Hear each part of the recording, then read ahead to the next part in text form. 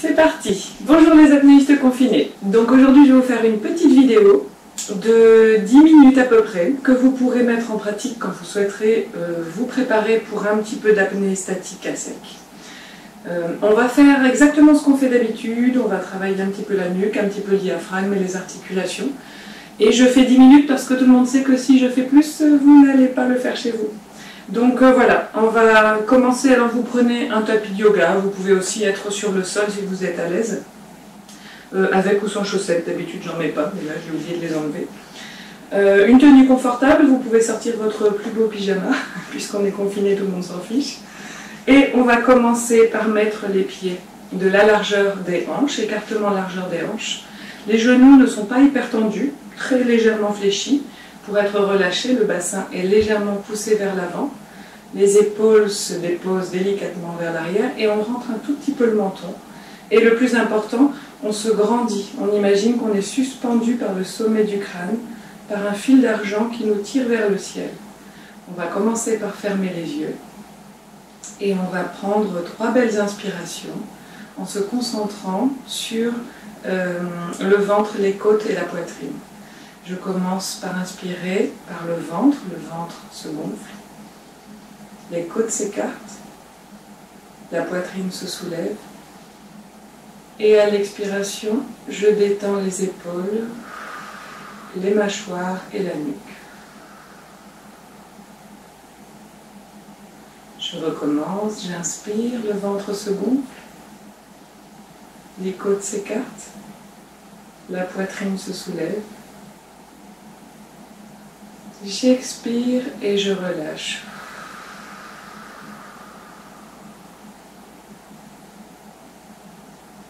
Une dernière fois, j'inspire, je gonfle le ventre, les côtes, la poitrine. Et à l'expiration, j'essaye de relâcher les tensions dans le haut du corps, mais aussi celles qui se sont formées dans les cuisses et dans les fessiers pour maintenir l'équilibre. J'essaye de me détendre au maximum. Très bien. Tout doucement, toujours en gardant la même posture, vous pouvez garder les yeux fermés également si vous êtes à l'aise avec ça. Je vais amener le menton sur la poitrine. Je vais faire délicatement rouler la tête vers la droite, jusqu'à ce que l'oreille se retrouve au-dessus de l'épaule droite. Puis je repars vers l'avant et elle roule vers la gauche. Et je vais recommencer ce mouvement en l'accompagnant de la respiration. J'inspire sur un demi-cercle. J'expire sur le retour.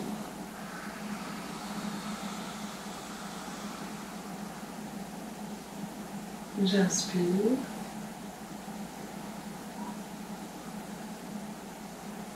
Et j'expire sur le retour.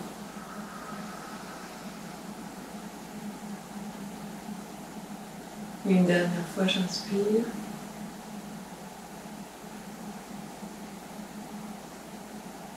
Et j'expire sur le retour.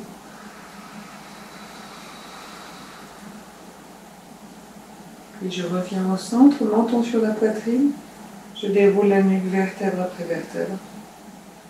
Je constate à quel point le sang circule au niveau de la nuque, là où il y avait des tensions. Et je vais enchaîner tout de suite avec les épaules. Je monte une épaule puis l'autre alternativement. Et ce qui est important, ce n'est pas le fait de la monter, c'est la façon dont on la relâche. Je ne vais pas la déposer, je vais vraiment, tac, relâcher les muscles. Je contracte et je relâche. Et je vais progressivement augmenter le rythme du mouvement en faisant bien attention de ne pas bouger le bassin. On ne va pas danser, on ne va pas skier, on va juste relâcher les épaules. Si vous le faites correctement, vous allez constater qu'à l'expiration, l'air passe d'un poumon à l'autre. Si j'exagère le son, ça va donner ça.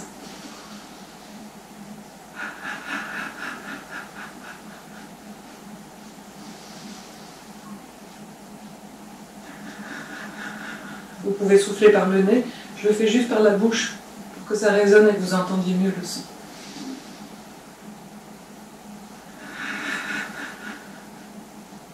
Et à la fin des 3 expirations, on monte les 2 épaules aux oreilles, on inspire. Et on lâche tout sur l'expire.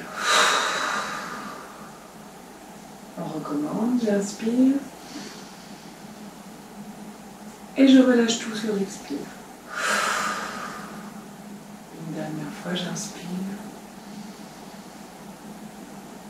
Et j'expire.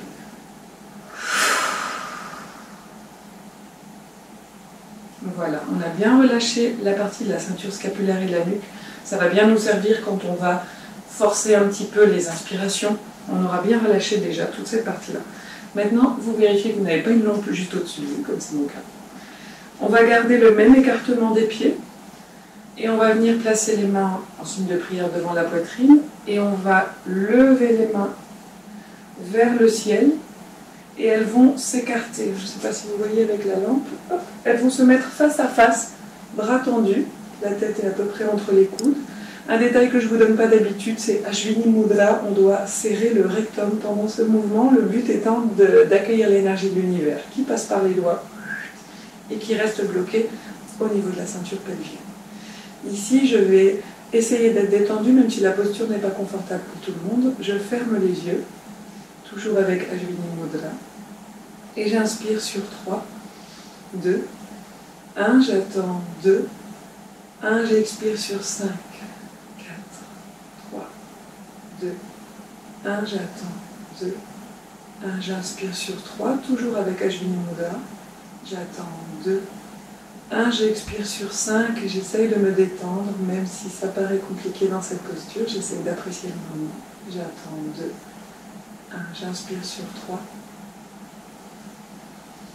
j'attends 2, j'expire sur 5, j'attends 2, tout doucement je viens faire descendre les bras, j'ai toujours Ashwini Mudra pour le moment. Quand les mains arrivent à la hauteur au niveau du bassin, je relâche la contraction du rectum et je laisse le sang redescendre dans le bout des doigts. Je prends quelques instants pour sentir les picotements au niveau de la paume de main, au niveau du bout des doigts. Et je vais me servir de cette chaleur qui arrive dans mes mains pour masser le ventre comme je vous l'ai déjà montré. Donc je vais monter ça. Hop. On va placer les majeurs à peu près à 3 cm du nombril, les pouces sont vers l'arrière. Là, je vais écarter un petit peu plus les jambes. Et comme je vous l'ai déjà expliqué, pour masser les abdos, le grand droit en particulier, les viscères, et c'est ce qui aidera ultérieurement à relâcher le diaphragme, il faut se pencher en avant, parce que les viscères vont vers l'avant. Si vous le faites quand vous êtes allongé sur le dos, les viscères vont vers l'arrière. Donc c'est plus difficile d'arriver à les atteindre.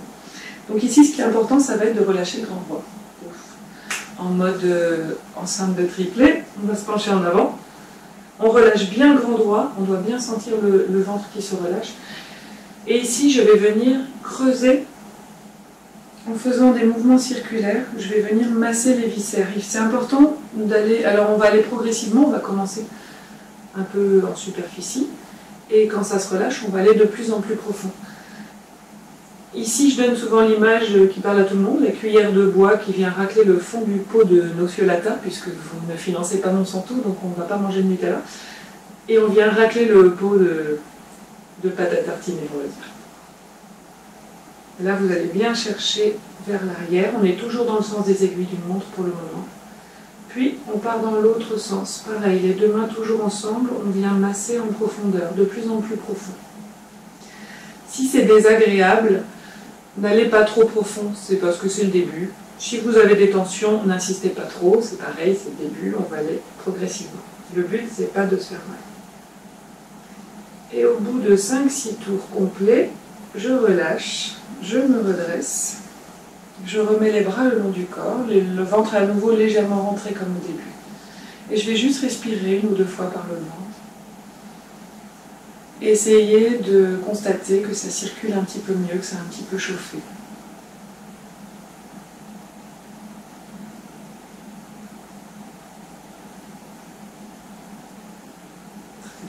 On va pouvoir passer maintenant à 1 ou 2 exercices qui vont faire travailler le diaphragme.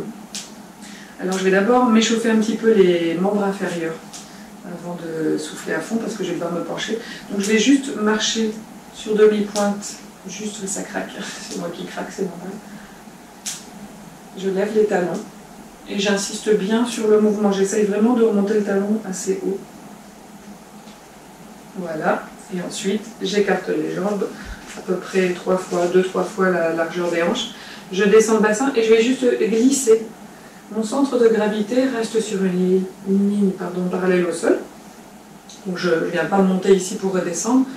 Mon but ici, c'est d'activer le liquide synovial au niveau des articulations des membres inférieurs, donc cheville, genoux et hanches.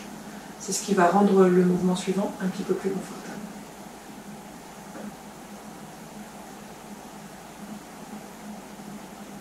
Ça permet aussi de faire circuler le sang dans tout le corps, puisqu'on sollicite un peu les quadriceps, les fessiers, les mollets. Et je reviens au centre. Très bien. On va partir maintenant, je vais enlever les chaussettes parce que ça glisse. On va partir maintenant sur un mouvement qui est un petit peu long à expliquer. Je vais d'abord vous le décrire et ensuite on va le faire tous ensemble 3 fois. Donc pour ce mouvement, je vais me mettre en position en demi-squat ouvert. Donc j'ai les pieds qui vont vers l'extérieur et les genoux qui vont dans la même direction, pas comme ça. Je vais poser mes mains ici, en haut des cuisses, les pouces vers l'intérieur. Et je vais prendre une belle inspiration sur les 3 plans. Et sur l'expiration, je vais descendre le dos droit. Quand j'arrive avec le dos parallèle au sol, je vais forcer l'expiration en douceur pour la première fois. Et j'arrondis le dos. Quand je suis au bout, là j'ai repris de l'air pour vous parler, quand je suis à fond, je bloque la respiration à fond et je vais reprendre une inspi comme si j'inspirais par une paille avec la bouche. Et je déroule le dos.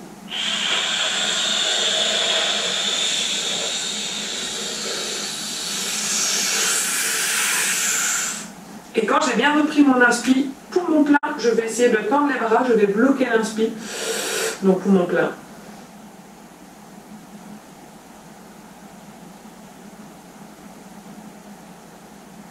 Puis je relâche la tension dans les bras. Et je recommence. On y va tous ensemble. Donc je vais reprendre du début.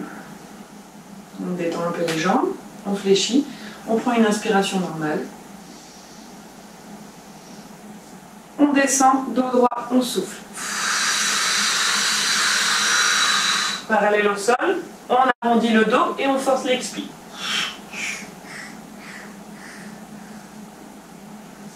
Je prends appui sur les cuisses et j'inspire par une paille.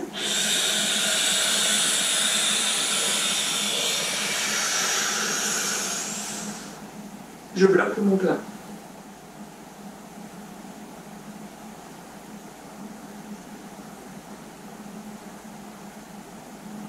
Je relâche, j'expire, dos plat. Puis j'arrondis. J'inspire, je déroule.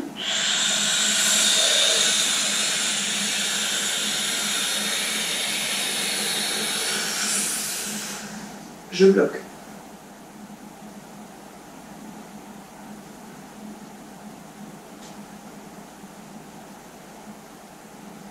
J'expire, dos plat. Une dernière fois. Je force. Inspire, déroule.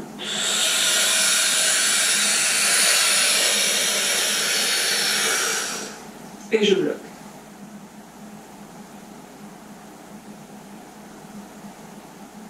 Et je relâche. Je rapproche légèrement les pieds. Et je prends quelques secondes, les yeux fermés, en posture comme au début. Pieds largeur de hanche, bassin légèrement en rétroversion, les épaules détendues. Je constate que mon inspiration a de plus en plus d'amplitude. Mon cœur bat peut-être un petit peu plus vite qu'au début, mais il est en train de ralentir. Sur l'expiration, j'essaye de le ralentir davantage.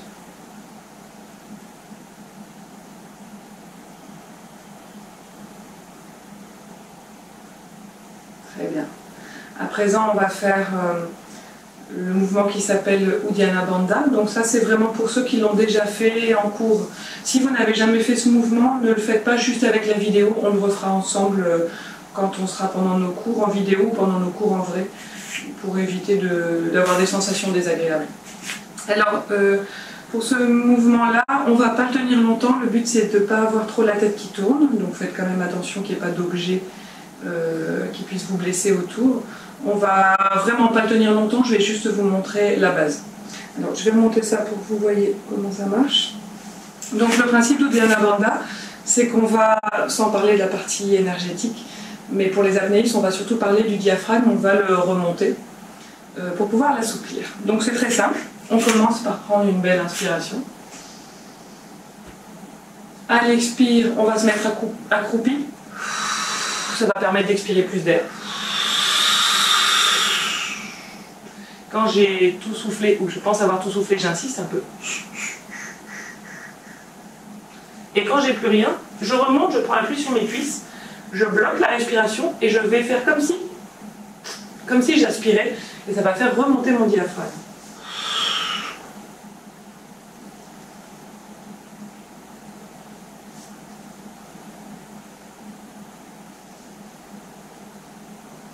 Puis je relâche d'abord avant d'inspirer.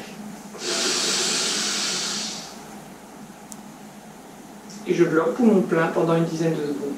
Et ensuite je reviens. Voilà, on va vraiment pas le faire long, on va faire 10 secondes poumon vide, 10 secondes poumon plein. C'est le même principe que quand vous prenez une bouteille vide et vous aspirez dans la bouteille se rétracte. C'est ce qui se passe avec le diaphragme et ça nous permet de l'assouplir pour les exercices à venir. Donc on va le faire 3 fois, vraiment pas longtemps. Ce qui est important, c'est que quand vous avez expiré à fond et que vous avez remonté le diaphragme, avant d'inspirer, on relâche d'abord. D'accord? Parce que si vous inspirez et que vous contractez les abdos alors que le diaphragme est étiré, c'est pas agréable du tout. Et encore une fois, si vous ne l'avez jamais fait, passez à l'exercice suivant et on le refera ensemble. Alors, c'est parti pour 3 fois. Je prends une belle inspiration. J'expire à fond et rapidement.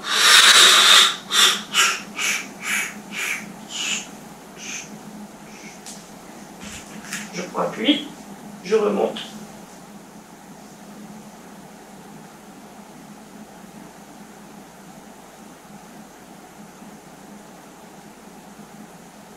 Je relâche, j'inspire.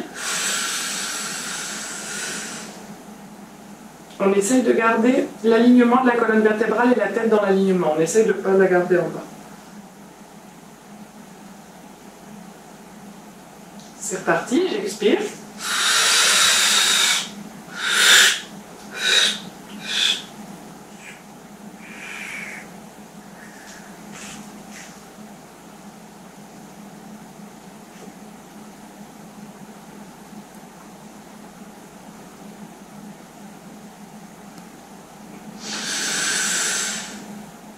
On inspire. C'est la première fois que je le fais aujourd'hui, donc je tousse, c'est normal.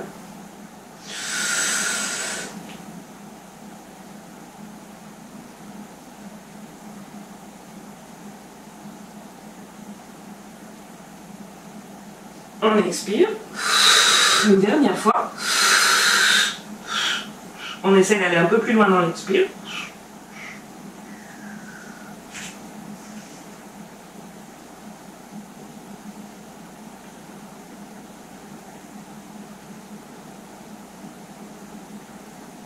On inspire.